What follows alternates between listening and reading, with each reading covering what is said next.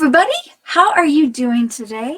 So here we are. It's day 12 now, and you've been working on your granny squares. Tomorrow, we're actually going to start combining them. So if you do not yet have 9 of them blocked, ends weaved in, at least make sure you've got about 3 so we can get started tomorrow. But I wanted to go ahead and come back in here and show you something again with that pattern and show you a little trick. Then we're gonna have some fun just comparing the stitches and their sizes. It sometimes really helps to just have a visual to understand what these different stitches do. And then I have a surprise for you at the end. So let's get into this. One of the first things that I wanted to highlight to you was here when we were talking about the granny square and we had row 4. You have what I've highlighted with the darker blue, parentheses. And so whatever inside of the parentheses, right, this entire section, that entire section is a set. And you will repeat that set 3 times. But inside of that set are a pair of brackets. So that is another set. You repeat that set 2 times. Now, before that gets confusing, remember we had concepts with granny squares. And a concept was you have a center, and then you built by a block, you made a corner block, right? So once we get to the 4th row, this was our 1st, 2nd, 3rd, 4th row. When you are building, and this is where the row started. When you are building here, you made a block and then a side, a block and then a corner. You turned your work, and then you created all of this.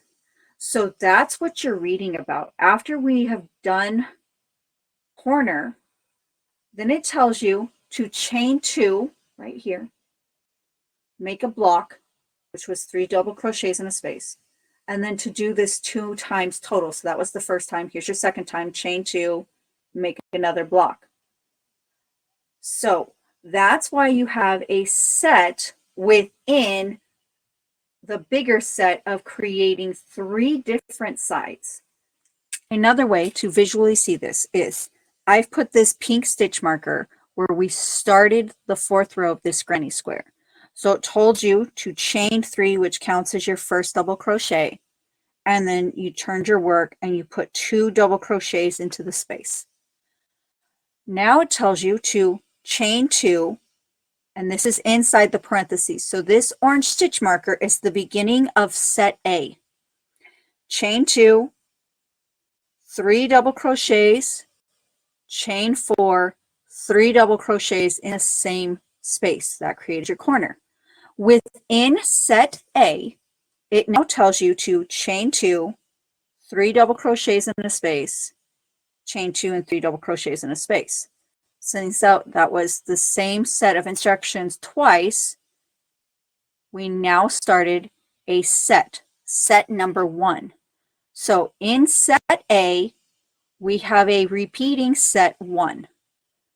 Once you're done with repeating set 1, chain 2, 3 double crochets, chain 2, 3 double crochets, you're done with set A.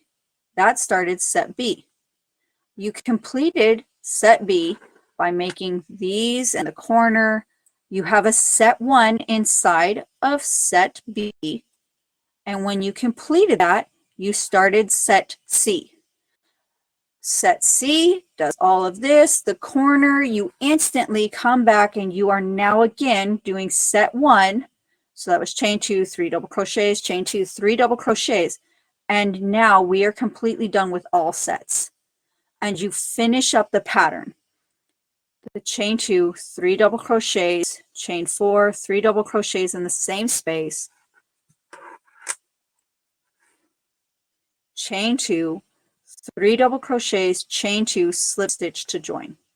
So those are ways, visual ways to keep in mind what the heck all of that is saying. But now that you have the visual, how do you keep track of this when you're actually crocheting all of it? We have set A, B, and C. Within sets, A, B, and C. You have another set. And so when I showed you that trick with like pens and beads and all of that, here's a way to do this. I have this egg tray. You can use an ice cube tray. You can just use your desk and just have them spaced out. But what I have here is 3 groups because I have set A, B, and C. Inside of each of these, I have 2 beads because within each set, I have another thing repeating twice. So when I'm crocheting and I get to set A, this the pink one started us, we start the first set. When I get to here, I can go ahead and I can say, okay, I'm getting to chain 2 and do 3 double crochets. And then chain 2, 3 double crochet. Oh, look, done. I'm now completed with set A. So if you need something to help you keep track of that, this is another trick. If you just want to completely ignore the whole pattern and just remember that we have concepts.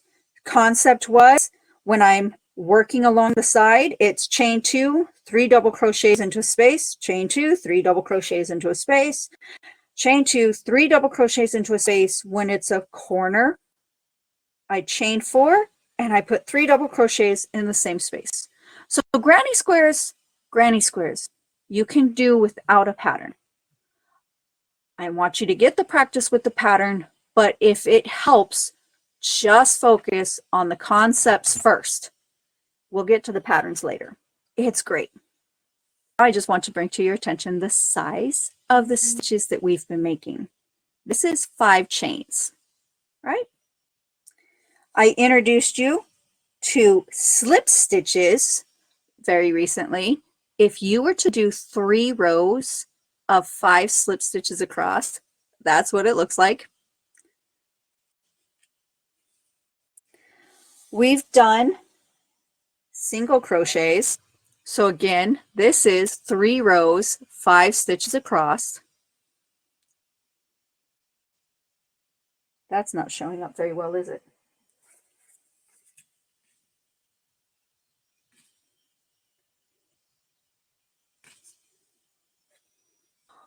We will be learning this stitch here in a couple of days. This is a half double crochet, but again, we have 5 stitches across, 3 rows tall.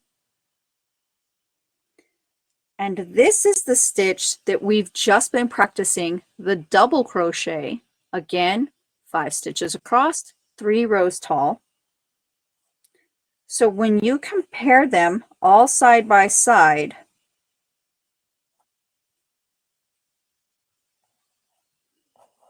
when you compare them side by side, there's our height differences. Just chaining, 3 rows of slip stitch, 3 rows of single crochet, 3 rows of half double crochet, 3 rows of double crochet. All right, guys, that concludes day 12. Now, day 12, we didn't do a whole bunch more, right? We did look back at the pattern. Granny squares are about concepts. That keeps it incredibly simple. Reading through the pattern, I brought some ways to keep things simple, right? So that things can flow. We did look at the comparison of heights in our different stitches. And yes, there will be one more stitch that we will be learning before this class ends.